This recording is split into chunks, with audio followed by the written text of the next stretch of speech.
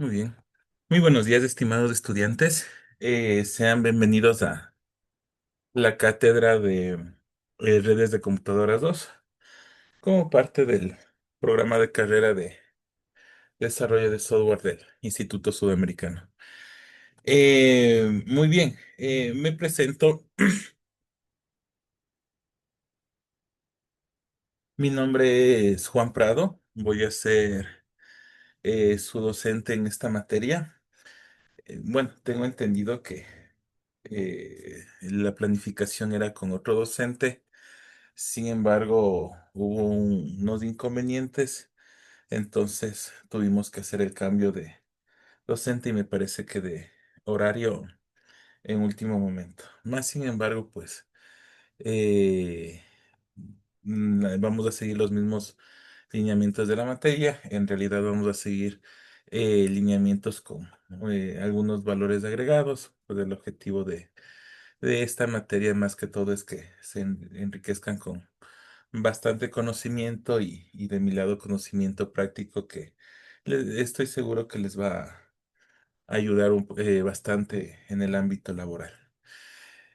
Eh, Muy bien, con respecto eh, a mi experiencia, bueno, actualmente me desempeño, soy ingeniero de sistemas, soy máster en ciberseguridad.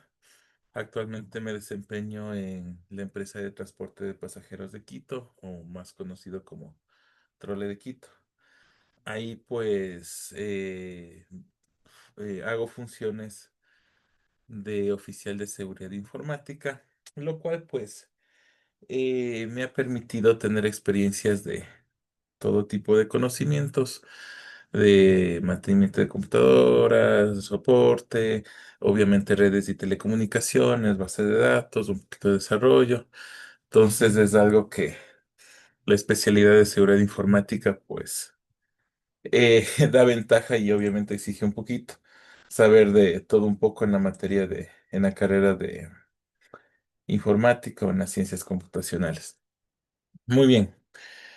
Entonces, les cuento un poquito de mi experiencia para que ustedes también estén tranquilos y podamos sacar bastantes cosas, pues estas sesiones, estas dos sesiones puedan tener grandes frutos. Y bueno, vamos a tratar de aprovechar un poquito el tiempo ya que tenemos muchísimo, muchísimo de qué conversar y pues el tiempo es bastante corto, apenas 6 horitas de clase, de las cuales se pretende aprovecharlas y pues al menos obtener las pastillas más importantes de lo que abarca esta materia. Como les había dicho, el objetivo no es solamente cumplir el plan académico, sino también darles conocimientos básicos, fundamentos y para hacer un poquito más dinámica la clase, perdón, hacer un poquito más dinámica la clase, ver algunas prácticas, ver algunas herramientas en el plan académico, inclusive. Había prácticas sobre sistemas operativos Linux. Sin embargo, vamos a tratar de ver todo el contenido. Si hay algo que nos falte, pues tenemos el contenido en la plataforma. Sí. Es- Muy probablemente les suba contenido de la anterior clase de redes uno. Sí, vamos a ver un poquito de materia inclusive de administración de redes, cosas prácticas que, como les comenté previamente, estoy seguro que les va a servir bastante su ámbito laboral. Bien, ya nada más para terminar este preámbulo, solamente comentarles que en la plataforma, déjenme sacarlo aparte ya. En la plataforma pues ya está cargada eh, el primer material de estudio, ¿sí? Ya está cargado el primer material de estudio, ya están categorizado todo lo que es para cargar las sesiones grabadas. Yo creo que vamos a tener bastante material adicional Yo siempre les cargo en las clases un foro de preguntas y respuestas a fin de que podamos retroalimentar si es que tienen alguna duda de las sesiones, algún inconveniente antes de dar el examen, alguna observación, sugerencia, queja de la clase, pues, todo será bienvenido y podemos transparentarlo mediante el foro de preguntas y respuestas, ¿sí? El examen, el examen lo vamos a tener. Si más no me equivoco, si no corríjanme, el 30, el 30 de noviembre y 1 de diciembre, si más no me equivoco, ya con todo ya lo voy a confirmar. El examen obviamente será enfocado a lo que conversemos en estas dos sesiones. Les recomiendo que asistan a las sesiones, sino que las repasen muy bien en las grabaciones, porque el examen va a estar enfocado más que todo a las sesiones, al material de estudio, al material adicional y a las prácticas que haremos. En base a las prácticas y las herramientas, mientras vayamos viendo, pues de igual manera les iré subiendo a la plataforma, sea los instaladores o sea los links de lo que vayamos a utilizar. Más sin embargo, como preámbulo, les podría decir que utilizaremos un Wireshark creo que vamos a utilizar el día de hoy, un Wireshark que es un sniffer bastante conocido. Eh, Seguramente utilizaremos un PuTTY eh, para hacer conexiones Telnet, conexiones de SSH. Tal vez veremos prácticas en sistemas operativos Linux, tal vez en un Debian, en un CentOS, CentOS. Y digo, de igual manera, conforme vayamos, realizaremos prácticas de en Command Prompt de sistemas operativos de MS-DOS en los terminales de Linux, muy probablemente. Esto iremos igualmente subiendo a las plataformas conforme vayamos avanzando la clase. Muy bien, vamos a comenzar. Dentro del sistema, dentro del plan académico, pues teníamos algunas cosas que me di cuenta, no sé si lo vieron ustedes en la clase de redes uno, pero quisiera hacer un pequeño repaso y reforzar la parte de la capa OSI. ¿Por qué? Porque vamos a ver bastantes aplicaciones de la misma capa y si es que no tuvimos el conocimiento en redes uno, tuvieron con otro profesor o yo, por ejemplo, le daba la capa OSI en redes uno, me parece que hasta la daba de manera general todas las capas y de manera explícita hasta la capa 5 me parece. Sin embargo, sería muy adecuado que lo reforcemos en la clase de hoy. Mientras vayamos reforzándolo, pues iremos haciendo prácticas, iremos viendo los cuadros, por ejemplo, me parece que tenemos que revisar el tema de cálculos de la IP, tenemos que revisar el esquema de trama del protocolo Ethernet, cómo viajan los datos. Entonces, mientras vayamos repasando la capa OSI, podemos ir haciendo este tipo de prácticas y enfocando un poquito más a la teoría. También lo que quisiera ver en la parte de administración de redes, algo que les va a, a permitir realizar mejor sus funciones de la empresa en el caso que estén en la parte de informática, trabajando en un área de tecnología, es cómo realizar las administraciones de redes, administraciones de activos, realizaremos algunos cuadritos, revisaremos algunas herramientas de monitoreo que nos pueda servir bastante en la vida y en la experiencia laboral, ¿sí? Entonces ya con este preámbulo creo que podemos comenzar. Ya. Entonces, vamos a hacer un refuerzo de la capa OSI.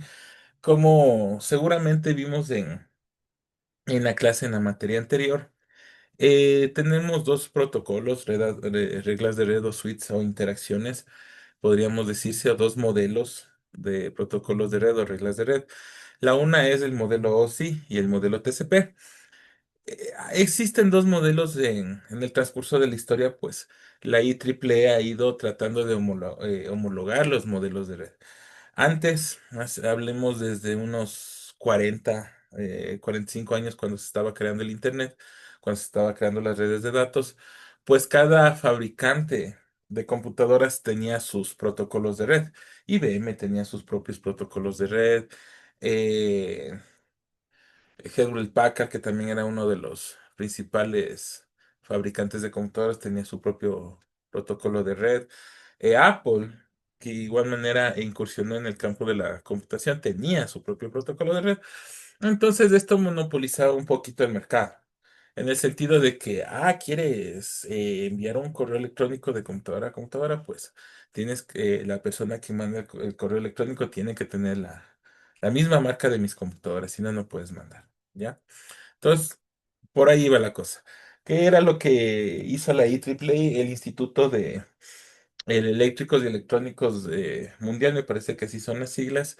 Dice no. O sea, nosotros vemos que en el futuro la red, el internet va a ser algo muchísimo más global. Entonces necesitamos que todos se comuniquen con el mismo lenguaje. Todos hablemos un mismo lenguaje en la red, sea de una marca, sea de otra marca, inclusive incluyendo varios tipos de dispositivos, sea computadora de escritorio, sea computadora portátil, después llegaron los celulares.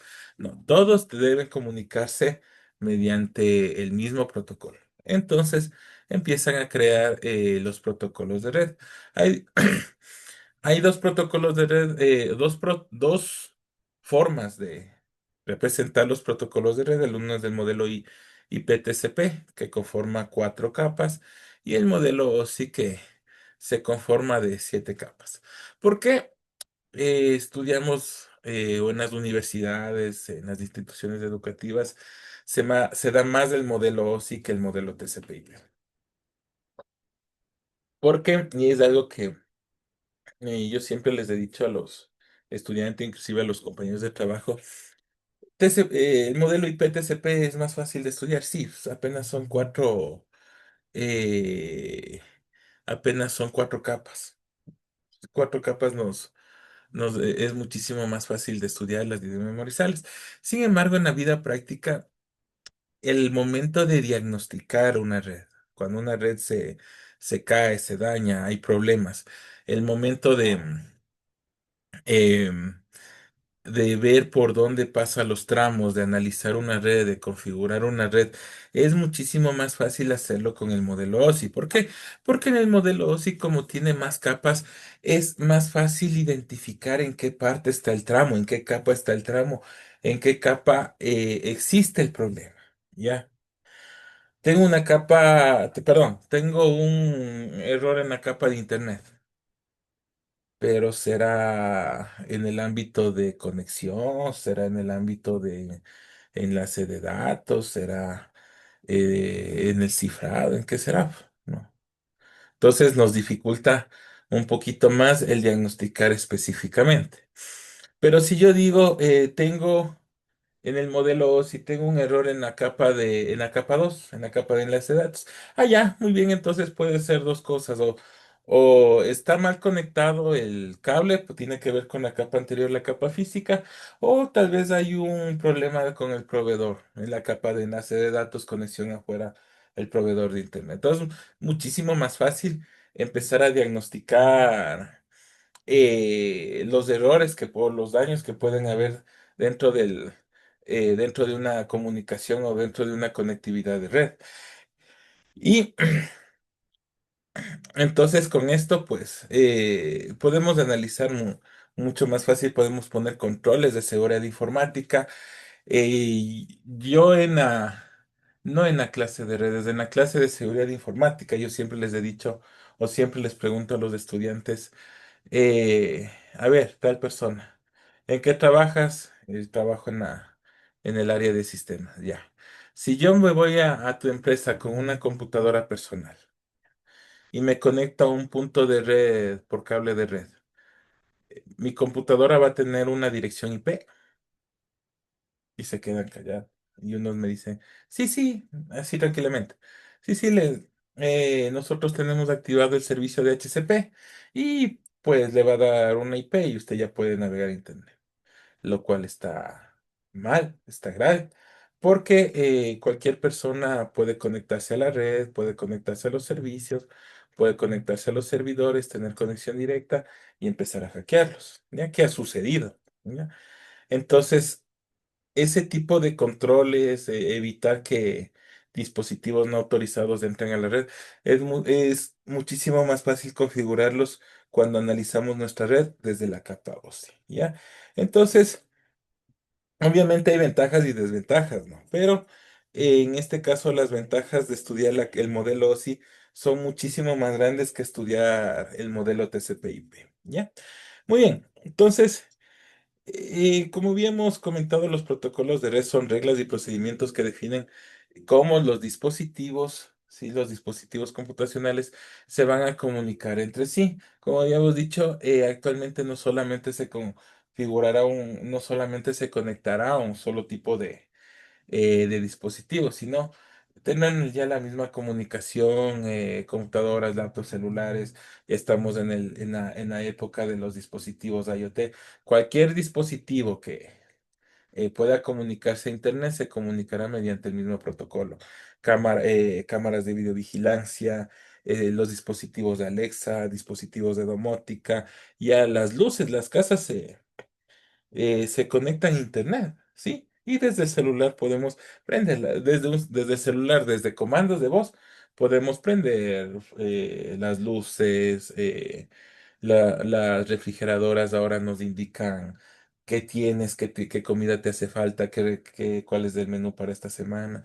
Entonces, el campo de IoT y el campo del Internet de las cosas ahorita es casi infinito, ¿sí? ¿Por qué? Porque uno mismo ya puede construir sus propios dispositivos y conectarlos a Internet. Los dispositivos Arduino, los PLCs que se conectan a Internet ya son fáciles de conseguir, fáciles de programar, fáciles de construir y podemos nosotros mismos, pues, armar nuestros dispositivos IoT, ¿ya? Entonces, los protocolos de red especifican el formato de los datos transmitidos, los métodos de codificación y la secuencia de intercambio de información. Puede ser estándares abiertos como TCP o protocolos propietarios desarrollados por fabricantes específicos. Abordan diversas funciones de red como direccionamiento, enrutamiento, control de flujo, gestión de errores y seguridad. Justamente vamos a ver estos temitas eh, conforme avancemos la clase, iremos haciendo las prácticas que nos corresponden también en el PEA y así iremos de la mano con el plan. ¿Ya? Eh, Vamos a adelantarnos porque esta parte no cabe la pena repasarlo. Ah, aquí, las capas. Listo. Vamos primero con el modelo OSI. Entonces, el modelo OSI es un marco conceptual que básicamente, pues, se fue se fue formando más o menos por la década de los 80, ¿sí? Como les iba diciendo, eh, para homologar la comunicación entre los dispositivos, sea en una red o sea a través de Internet.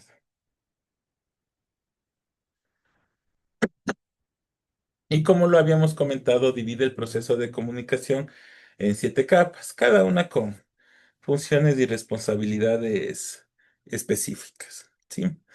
Vamos con la primera capa, la capa física. Entonces, yo este material de estudio yo igualmente les voy a subir como para que tengan referencia y puedan seguir también el hilo de las clases para los exámenes y les va a servir mucho también para la vida laboral. Entonces, la capa física, ¿a qué se refiere? Básicamente se refiere a todo lo físico, valga la redundancia, a todo lo tangible, todo lo que nosotros podamos conectar a conectarnos a una red. Algunas personas me dirán, pero ¿y el Wi-Fi? Y el cable perdón, el cable de comunicación. Y las redes Wi-Fi no son tangibles, no son tangibles y igual serían incluidos en la capa física. ¿Por qué? Porque este modelo, como habíamos dicho, se creó en los 80. ¿Ya? Si bien es cierto, se ha ido actualizando intrínsecamente en la parte conceptual de cada una de las capas, pero no porque llame capa física vamos a excluir algunas redes que obviamente no se pueden, algunas formas de conexión que obviamente no se pueden ver. Ejemplo, las redes Wi-Fi, ¿sí? Las redes Wi-Fi que son una frecuencia, como lo indicamos, inalámbrica, ¿sí? ¿Qué otra frecuencia podemos ahí incluir? Las redes Bluetooth, ¿sí? Las redes Bluetooth que no comparten el mismo el mismo protocolo de comunicaciones, pero lo podemos incluir en la capa física porque son redes inalámbricas y también incluyen una dirección física, como las direcciones MAC, que vamos a ver un poquito después. ¿Qué otra comunicación inalámbrica podemos tener? Los infrarrojos, no sé si se acuerdan antes de los infrarrojos, que las personas tal vez que tuvieron esos teléfonos con infrarrojo y tenían que apuntar a otro teléfono, pues pasarse para transferir los videos, las imágenes, la música, ¿sí? Antes estaban de moda estos teléfonos Sony Ericsson. Creo que era un Sony Ericsson W10, donde tenían que apuntar un sensor infrarrojo con el otro sensor para poder pasarse la música o las canciones. Si es que se desalineaba un teléfono con el otro, pues ya la comunicación se perdía. ¿Sí? Entonces, tenemos algunas redes inalámbricas, sin embargo, dependiendo del uso, pues formarán parte o no del modelo de comunicación OSI. Muy bien.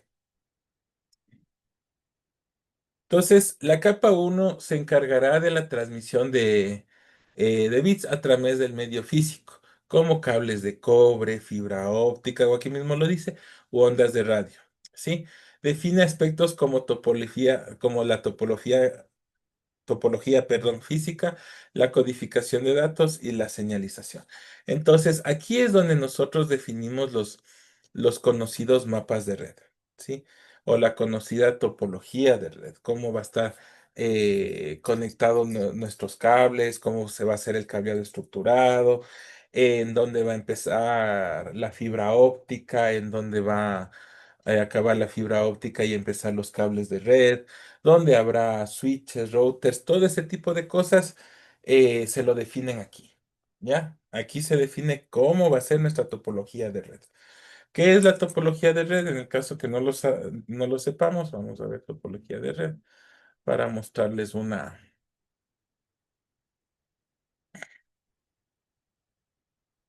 Me olvidé, Cisco Packet Tracer también vamos a utilizar. No, no, no.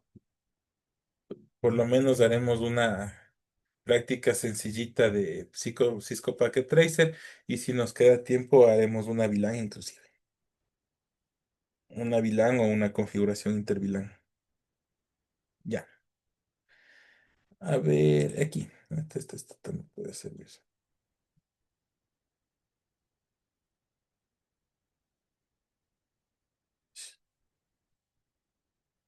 ¿Sí? A ver, más o menos esta es una topología básica. ¿Sí? Una topología básica donde nos muestran un diagrama cómo físicamente estará conformado nuestra red.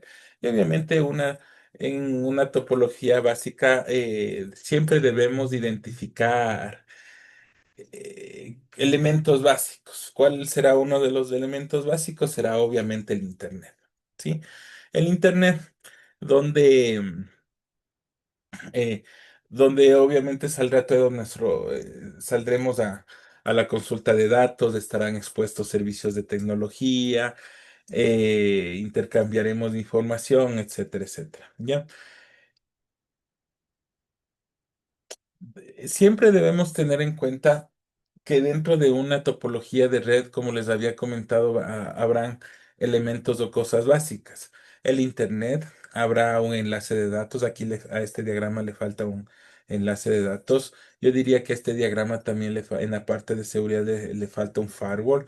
Un firewall que es un dispositivo, firewall o cortafuegos también se les llama. Un dispositivo que monitorea todo el tráfico de red, sea de entrada y salida, con el fin de eh, encontrar o detectar actividad sospechosa, actividad maliciosa en la red, sea malware, eh, virus informático, actividad sospechosa, ataques informáticos, inclusive hay firewalls que detectan correo malicioso, phishing, robo de identidad, etcétera, etcétera. ¿Sí? Entonces, de igual manera para restringir navegación de Internet, restringir en una empresa las páginas pornográficas, páginas de juegos, páginas de entretenimiento, que las páginas de contenido como Netflix, Disney Plus, etcétera, todo ese tipo de contenido, poderla restringir redes sociales y que las personas o las empresas no solamente estén metidas en el Facebook, ¿sí? Lo que usualmente vemos en las empresas cuando nos entramos a una página a Facebook y las empresas que tengan restringido, pues les saldrá una paginita de rechazo de conexión, ¿no es cierto? Tenemos switches, hubs. Dependiendo la topología o la red que se necesite, tendremos routers, ¿sí? Una de las herramientas bastante conocidas para conformar, aquí hay otra topología, para conformar o armar estas topologías justamente se llama Cisco Packet Tracer. Estos programitas pues nos ayudan a conformar las topologías de red. Hay varias topologías, tipos de topologías de red. Esto está muy... em, Aquí está topologías en anillo, topologías lineal o en bus o topologías en estrella. Estas dos topologías ya son un poquito antiguas, ¿sí? Entonces ya no se utiliza. Topología lineal o bus de datos ya no se utiliza básicamente porque todo está serializado. Si se desconecta este equipo, todito se desconecta y ya no se conecta, pueden conectar al equipo central, ¿sí? Topología en anillo se utiliza, sí, se utiliza más que todo en redes de fibra óptica, sí, en configuraciones grandes de MPLS. Sin embargo, los anillos también pueden pueden caer en desventaja porque si se rompe una parte del anillo, se rompe todo, ¿no es cierto? Entonces, a este anillo, pues siempre hay que ponerles anillos de contingencia. En donde en la empresa donde trabajo en el trolebús de Quito, tenemos esta topología. En topología anillo, a través de las paradas de lo que es trolebús, ecovía y alimentadores. Sin embargo, estos anillos están protegidos por otros anillos. Es decir, estos de aquí saldrá otro anillo, de aquí saldrá otro anillo, otro anillo. De tal manera que siempre sucede, a veces pan de cada día, que eh, por algún trabajo que esté. Nuestra fibra óptica pasa pasa por tendidos aéreos, pasa por el subterráneo, etcétera, etcétera. Y siempre existe que por, por trabajos de otras entidades públicas, trabajos civiles, llega la EMOF o inclusive los ladrones llegan a confundir nuestros cables de comunicaciones con cobre. Los ladrones yo también me enteré en este trabajo, los ladrones han sabido sacar el cobre de las redes eléctricas para venderlo, ¿sí? Y muchas veces confunden nuestras redes de comunicaciones con cobre, entonces cortan nuestras redes, sacan el cable y se van llevando equivocadamente, porque eso no les va a servir un tramo de fibra óptica ya fusionado. ¿Ya? Entonces nos cortan la fibra y se nos corta la comunicación. Sin embargo, como tenemos otros anillos, otras rutas alternas, la comunicación se va automáticamente por otro lado. ¿Ya? ¿Qué quiere decir esto? Que la topología anillo sirve siempre y cuando tengamos rutas de contingencia. ¿Ya? Esto como parte de seguridad informática. Y lo que más comúnmente se utiliza es la topología estrella, ya que de un servidor, llámese les voy a poner el caso de Google, llámese esta computadora central Google, brinda miles de millones de billones de otras computadoras de información de Internet. ¿ya? Y esto se conoce como la topología estrella. Obviamente en las empresas y en las redes un poquito más pequeñas va a funcionar de la misma manera. Llámese esto un módem, un router central de donde brinde internet a varias computadoras. Igualmente un servidor donde esté alojado una página web donde varias computadoras se van a comunicar a este servidor para revisar una página web específica. Así funciona mayormente el internet. Bien.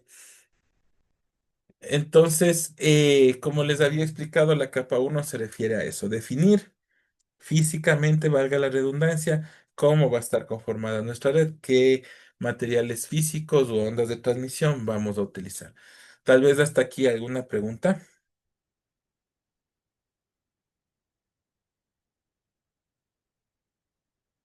Bien, vamos a la capa 2 del enlace de datos. Esta capa pues proporciona ya lo que se refiere a la transferencia confiable. Permítame un ratito, esto sí, sí está bien. Ya. Sea a través de enlaces físicos y Ethernet como el cable de red o también el mencionado Ethernet, o como enlaces inalámbricos o el más conocido que es el Wi-Fi, que se encarga de la detección y corrección de errores, del control de flujo y el acceso al medio. ¿Ya? Entonces, en la capa 2 en el enlace de datos o data link, pues básicamente va a definir cómo nos vamos a conectar. ¿Cuál es el medio por el que nos vamos a conectar? Sea físico o sea inalámbrico, ¿sí? Y en esta capa de red lo vamos a ver un poco más específicamente un poquito después. Estarán definidos pues algunos protocolos, por ejemplo, el protocolo o algunas direcciones, perdón, la dirección MAC, el protocolo 802.11. Aquí vamos a ver los protocolos de canal de fibra. Hay un protocolo bien antiguito que es que utilizábamos cuando, no sé si recuerdan, cuando conectábamos el cable de teléfono a la computadora. Y por el cable de teléfono, pues nos conectábamos a internet y otra persona en la otra línea descolgaba el teléfono y se nos interrumpía el internet. Entonces eso se llamaba la conexión ADSL y de ahí viene el protocolo Token Ring. ¿Ya? Entonces básicamente se refiere a eso, a cómo nos conectamos al internet. Posteriormente a una red de comunicaciones. Posteriormente viene la capa de red que se ocupa del enrutamiento de datos a través de múltiples redes interconectadas y utiliza direcciones lógicas como las conocidas direcciones IP para determinar la mejor ruta para enviar datos, ¿ya? ¿Cuál es el objetivo de la capa de red? Ver el camino más rápido para llegar de un punto a otro, en este caso de una computadora a otra computadora, ¿sí? Con el objetivo, pues, de tener lo que siempre les llego a mencionar, el menor número de saltos, ¿ya? ¿Qué es lo que se dice en geometría o en física? Que el camino más corto de un punto a otro es la línea recta, ¿no es cierto? Entonces, ¿qué pasa en la red de comunicaciones? ¿Cuál es el camino más corto de un punto a otro? Pues el camino que tenga menos saltos. ¿Qué es un salto? Un salto es la transmisión de un router a otro router o la transmisión de un punto de datos hacia un punto de datos, sea este un enrutador o router, sea este un switch, sea este un hub, etcétera, etcétera. Ya. ¿Qué es lo que pasa con la sesión que estamos haciendo ahorita? Yo les estoy transmitiendo datos, ¿ya? Yo les estoy transmitiendo datos mediante esta videoconferencia. Y estos datos ¿llegan de mi computadora a su computadora directamente? Pues no. Estos datos pues llegarán, utilizarán un camino a través de muchísimos saltos. ¿Cuáles son estos saltos? Por ejemplo, yo transmito datos, transmito voz y video en este momento de mi computadora a mi router que tengo en mi cuarto. ¿Ya? Ese es un salto. Este router se comunicará al módem que me proporciona el proveedor de internet. Ese es el segundo salto. El módem de internet se comunicará a otro módem probablemente que esté, a otro enrutador, perdón, que esté en en el poste de luz donde instalaron el primer punto de enlace de la fibra óptica. Ese será el tercer salto. El tercer, del poste, el objetivo es comunicarse al proveedor de internet. Y digamos que en ese camino hay dos saltos más ya, muy bajo ya. ¿Cuántos saltos vamos? Cinco, ¿ya? Y así sucesivamente hasta que llegue hasta su computadora, no, a que llegue hasta los servidores de Zoom, porque estamos en una videoconferencia a través de la plataforma Zoom. Digamos que está ahí, ya se hace unos 20 saltos, así poniendo bajito, ¿ya? Y de la plataforma de Zoom que está, no sé, en Estados Unidos, me invento, pues ustedes recibirán la señal o recibirán el servicio de videoconferencia a sus computadoras, digamos bajito, otros 30 saltos, ya. ¿Cuántos saltos ya vamos? Vamos 60 saltos.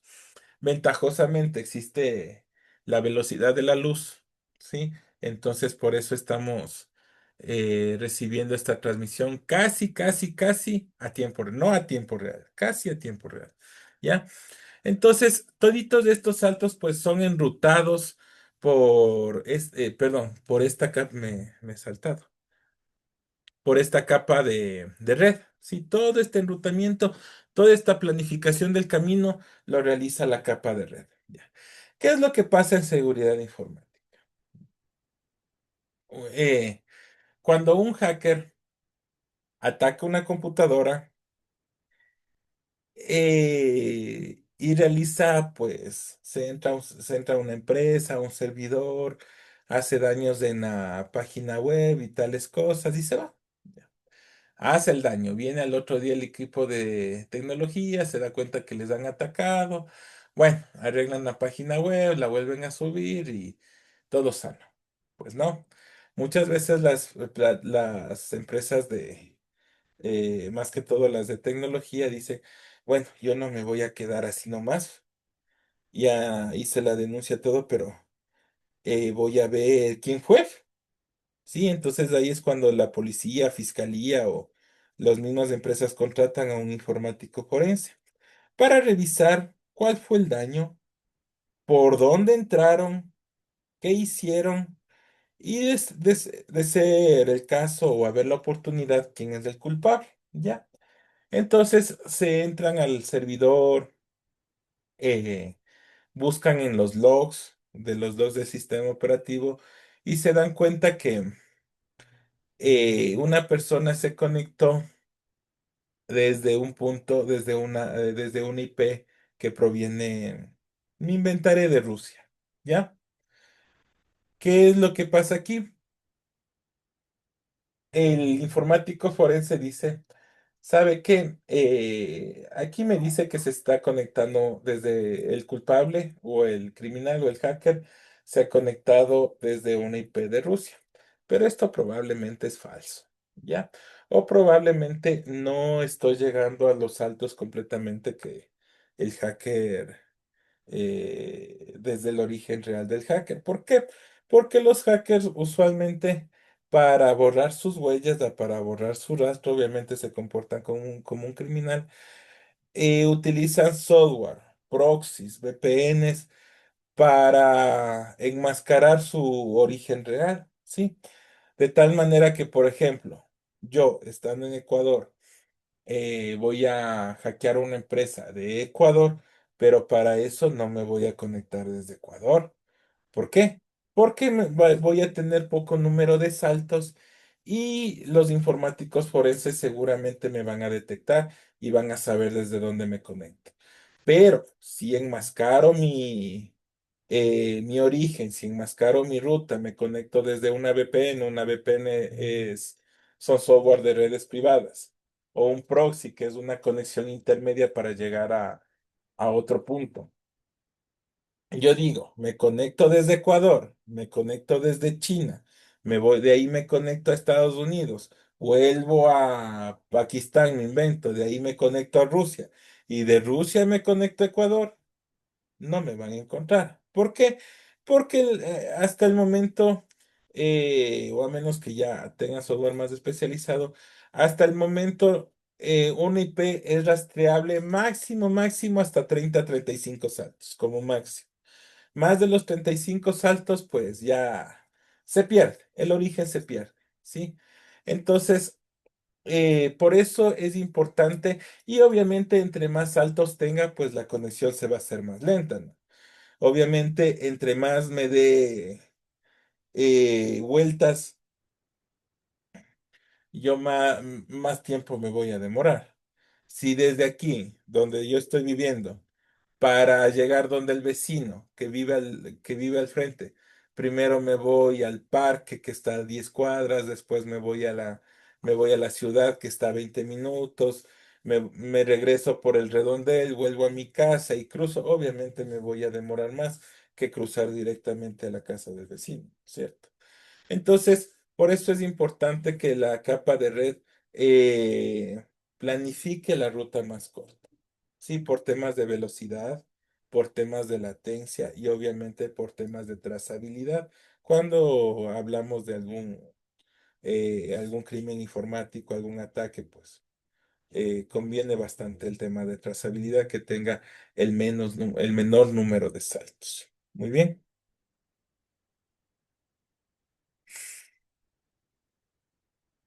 Seguimos con la capa de transporte.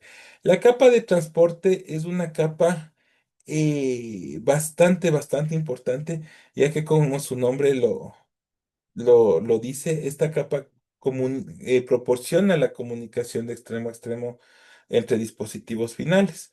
Los protocolos en esta capa, sea TCP o sea UDP, garantiza la entrega de campos de manera fiable. Y aquí ya creo que debemos entrar a la primera partecita donde ya vamos a ver el tema de direcciones IP. Permítanme, la.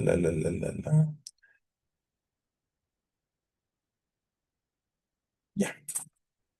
A ver, imaginemos una autopista, ¿ya?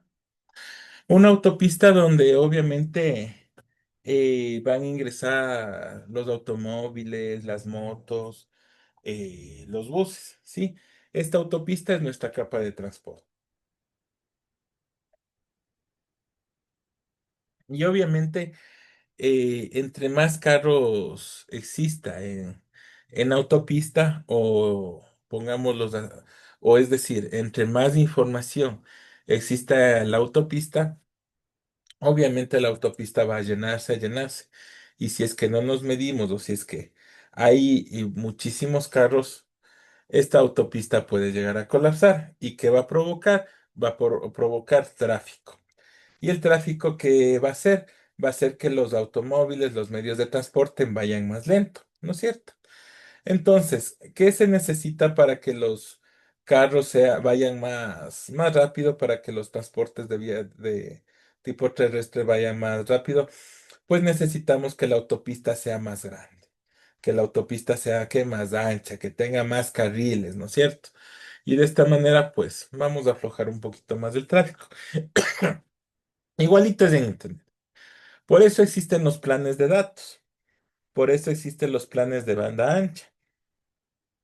Por $10 más, te vamos a subir la banda ancha a 700 megabytes por segundo para que utilices en lo que quieras, en juegos, en video, en conferencia, y toda tu familia se puede utilizar, ¿ya? Porque en la casa, nuestra, con nuestros miembros de familia, cada uno tendrá su celular, al menos una computadora. Ahora es muy común que cada uno tenga su computadora, incluso, hasta los más chiquitos, hasta los bebés, que tengan sus celulares. Y cada uno eh, de estos celulares, de estos dispositivos, no es un carro, no es que sea un carro. Cada uno de estos dispositivos utilizará una parte de la autopista, una gran parte de la autopista. Y dentro de estos dispositivos, de estos celulares, de estas computadoras, Las aplicaciones que utilicemos, el navegador, el WhatsApp instalado en la computadora, que utilicemos los videojuegos en línea, cada uno de ellos será un carro. Entonces, imagínense que cada aplicación sea un carro y cada computadora o dispositivo sea como decir una subautopista y todo eso utiliza en la autopista principal o la autopista grande. Entonces la cantidad de información es bastante grande que se debe transportar. Por eso es que usualmente a veces cuando tenemos planes de internet en la casa pequeños y grandes números de equipos, la red pasa lenta. No es que el internet sea malo, que el proveedor sea malo, es que nosotros utilizamos de manera desmesurada el internet y obviamente va a llegar a colapsarse, eso no es infinito, ¿sí? Por eso es que ocurren los problemas y muchas veces nosotros culpamos a los proveedores de internet. Igualmente sucede en las empresas. eh, Instalamos servidores, y aquí les voy a decir algo que les va a servir bastante. Instalamos servidores, instalamos eh, 100, 200, 300, 400 personas utilizan el Internet, a los trabajadores no se les restringe redes sociales, pasan en YouTube, pasan en Netflix, pasan en redes sociales y la típica del usuario. Es que yo solo utilizo el YouTube para escuchar música. Yo no veo los videos, pero la música le saca de los videos que reproducen 4K. Entonces eso va a consumir bastante internet. Y es por eso que en las empresas, mayormente en las empresas de entidad pública, el internet es lento, porque no hay las restricciones o no hay o escuchen bien esta palabra, no hay la gestión de las capacidades, ¿sí? La gestión de las capacidades para poder segregar bien el Internet.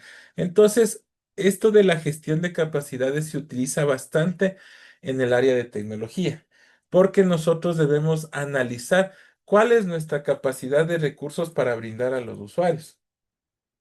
¿Qué capacidad de Internet les puedo dar? ¿Qué capacidad de almacenamiento en la nube les puedo dar? ¿Sí? Hay empresas que tienen su propio data center, sus propios servidores, y en los servidores que, qué capacidades qué capacidad de procesamiento les puedo dar a los servidores, ¿sí? Las empresas que tienen plataformas hiperconvergentes, máquinas virtuales, etcétera, etcétera, ¿ya?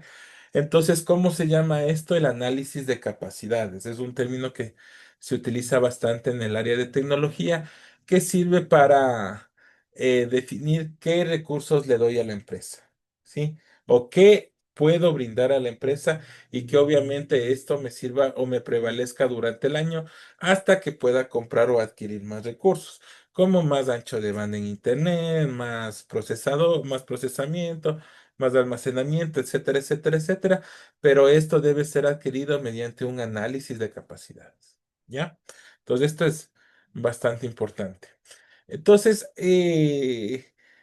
todas estas aplicaciones o estos carritos obviamente van a utilizar tráfico, van a utilizar la capacidad de red que nosotros podamos brindar. Y si no se obtiene, si no se gestiona apropiadamente, pues simplemente nos vamos a quedar, vamos a colapsar la red, nos vamos a quedar sin internet o el internet va a ser demasiado lento. ¿Ya? Como nos dice la materia, aquí podemos transmitir datos mediante TCP/UDP. Aquí viene o podríamos revisar un poquito lo que pasa en el direccionamiento IP. Sí, justamente en la capa o en la capa 3 debíamos ver eso. ¿Ya? Nosotros actualmente utilizamos dos tipos de direccionamiento IP, el IPv4 y el IPv6. ¿Ya? Vamos a ver si hacemos una tablita y de paso esta tablita la subimos a la plataforma. ¿Ya?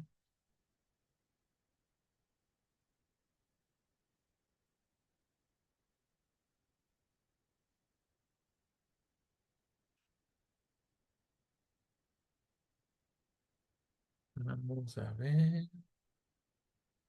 Muy bien.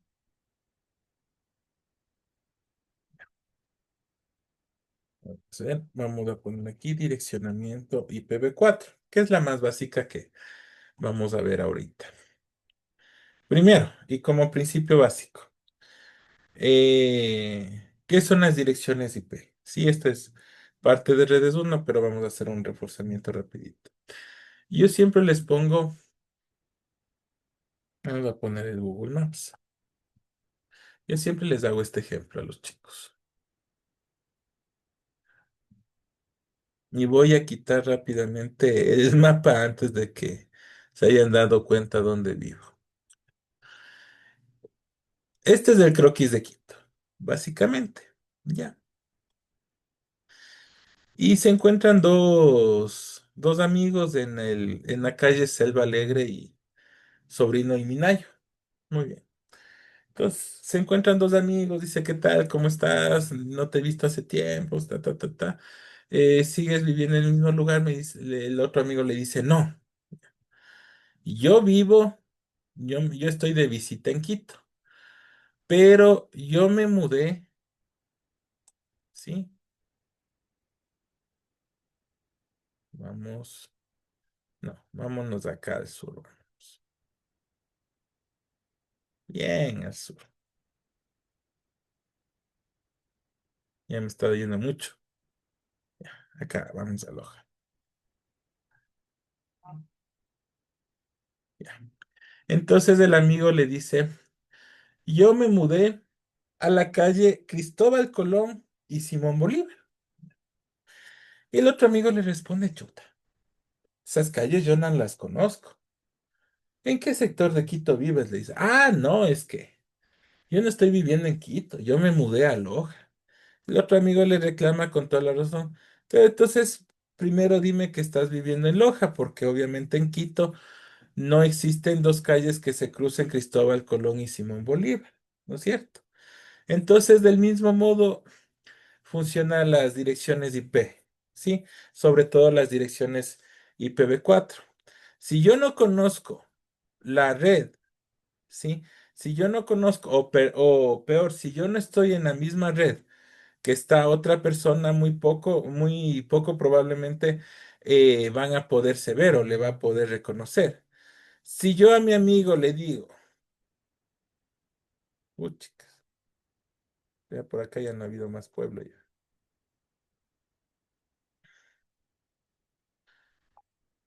Si yo a mi amigo le digo que estoy viviendo por el sector Patio Bonito, mi amigo no me va a reconocer dónde estoy, pero si le digo que estoy en el sector o en el sector San Isidro de Monocha,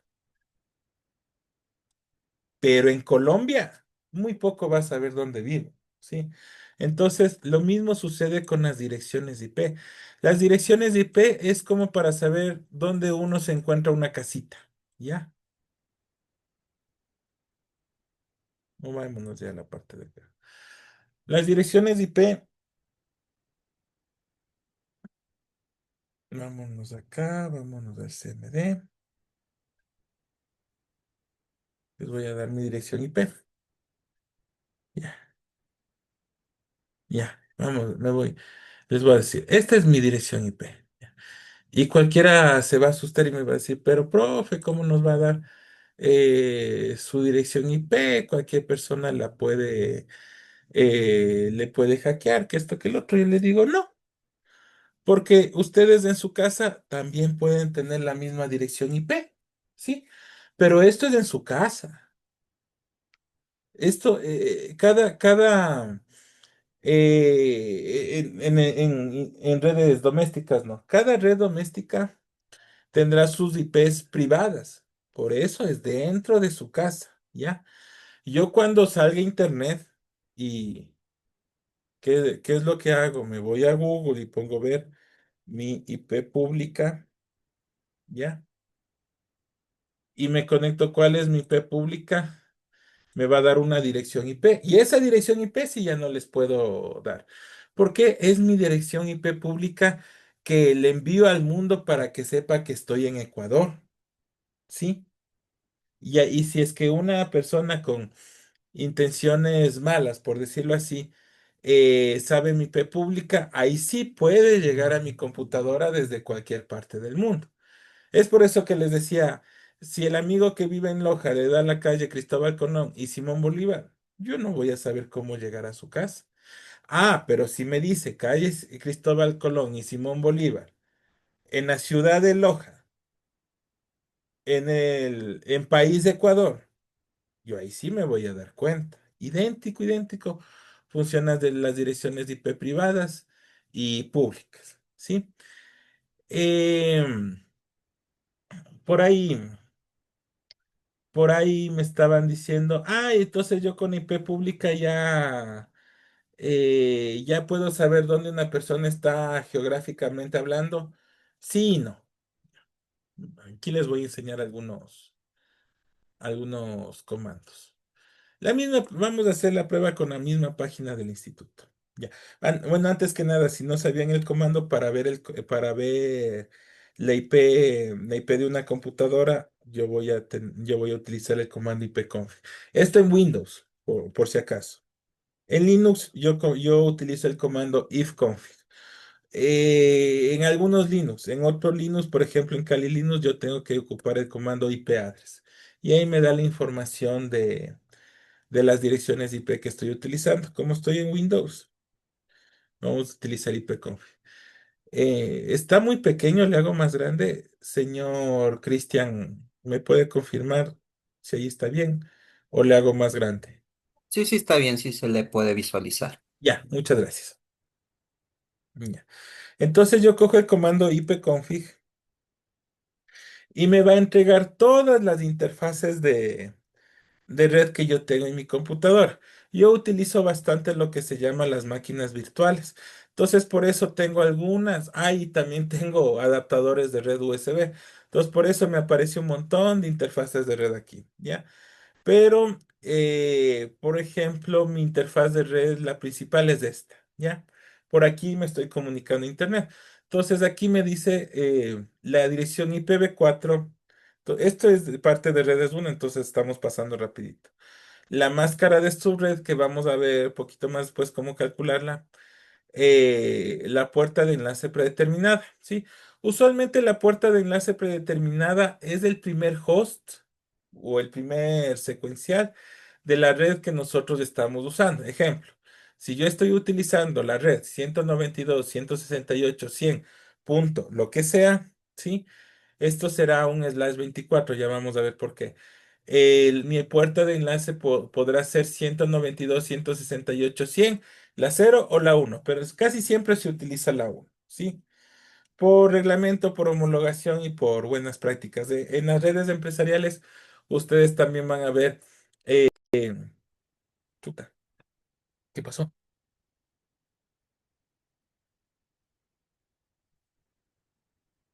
Uy, se fue la luz.